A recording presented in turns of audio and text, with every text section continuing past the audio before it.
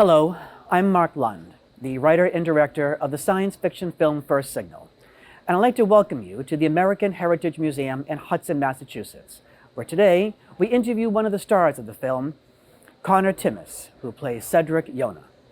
Welcome. We're just going to get right into the questions. Yeah.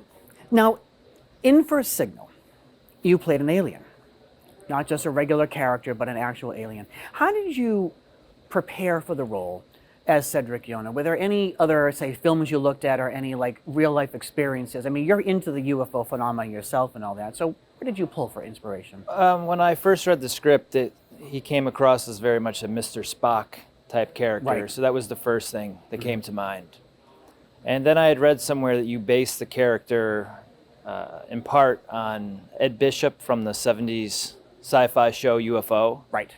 And so I tracked down some clips of that show on YouTube, and I watched him, and I didn't mimic him directly, but I just tried to get a sense of his presence and his way of speaking. He had a very direct upper crust accent, almost bordering on British, a very... Yeah.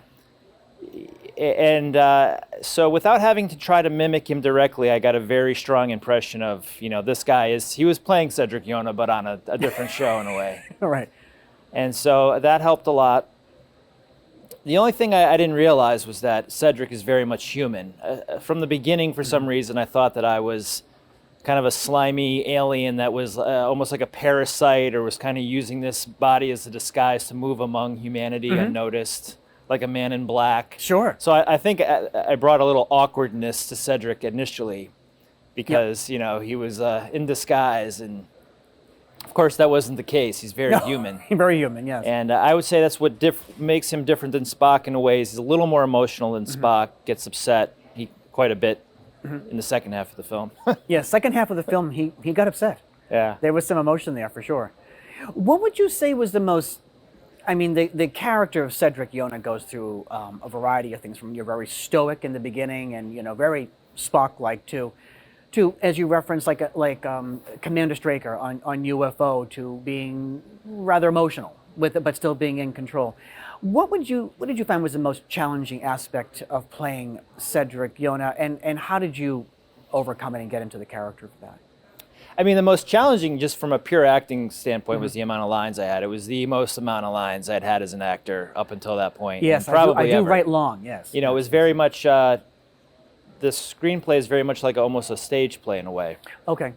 And very long, almost Shakespearean monologues. And so that was the real challenge for me as an actor, was to find beats and where to breathe, and the monologues especially. Right. And to keep my energy up and to... Yeah, how do you do that as an actor? Because there were moments in the script where you wouldn't say anything for 2 pages, and then suddenly you're talking for 2 pages. How do you do that as an actor? Like, get into your head, okay, you have to, face-wise, you have to be engaged because there could be a camera on you getting a reaction shot, but you also know 6 lines down the road, you might have 1 word, you might have 60 or whatever. How do you do that as an actor? Do you have like every actor works differently. How do you do it?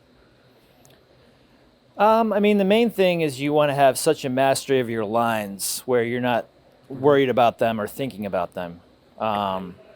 So in First Signal, because it was such an ensemble cast, you always were waiting on the edge of your seat, like, okay, my line's coming up, my line's coming up, my line's coming up, and it kind of added to the tension in the room. You're kind of like, it's my time to jump's coming. And I don't know, I just... I think the challenge of Cedric was challenging because he was very stoic, but he could be emotional at the same time. And it was not, I didn't want to be too stoic, but then I didn't want to be too emotional either, because that wouldn't be right for him either, because then I'm acting too human in a way. Right, you had to have strike an interesting balance there. Right. Well, you did it. I thought you did it beautifully, coming from the director's side, and certainly from what the audience has said on Friday, they really enjoyed it. When you read the script, and then I guess when you were getting into actually filming it, was there a particular favorite part of the story in relation to your character? And then what was the part that you found that was going to be challenging? And we'll talk about the 110 degrees later. but just those two aspects. My favorite part of the story was the ending, the last 20 minutes with Patient McStravick's character out in the field. Cedric shows more of his humanity, or he lets his guard down, and he relaxes a bit and interacts with her in a very human manner, asking her about her parents and why she joined the military. And, It's a very good scene. and it's very different from the first half of the movie too. And so that's probably my favorite sequence in the film. And then the most challenging again was my big confrontation monologue with General Rieger. Which you got on one take. I want to remind the viewers of that. Yes.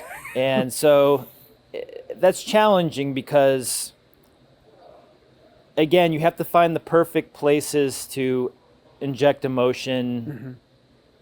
And, you know, you don't want to go too fast through it. You don't want to go too slow either. If you go too slow through a monologue that long, you can lose beats, you can lose momentum.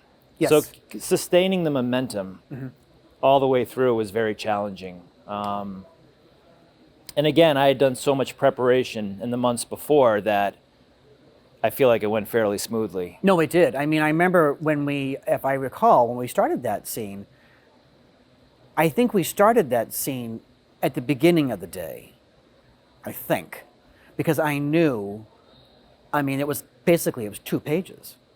And at least in my own experience, not so much as an actor, but just as someone that has done some news analyst work, I do my best thinking in the first take. It's when you do it the second and the third take. I mean, sometimes you have to do that for obvious there's a mistake or there's something that comes up or it's a technical whatever. But you hit it on the first take, and I believe we used that one. Pretty sure. I think so. Yeah. So Right. I mean, Well, initially, I felt like I gave my best performance. We did the wide shot, the extreme wide shot first. yes. And so I was frustrated initially because I'm like, you know, I felt that was my best take. Because sometimes your first take is your best take because It can be, yeah. it's your most natural. Yep. You know, the energy's high. Yes. Exactly. And you're discovering things while you're saying the lines.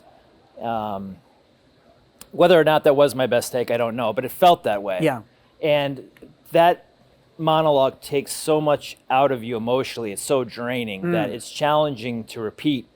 Yeah. And the more you do it, it almost becomes detrimental because you're like, man, you know, I said it better the previous take, and I had a little more energy the previous take, or I'm doing it too fast this time, or too slow. Do you know. find yourself as an actor when you're doing a part that the gut that like that 2-page monologue that you're thinking that way, going, God, I did the first half so much better than the second half, or I did the 2/3 part better than the third part, and do you?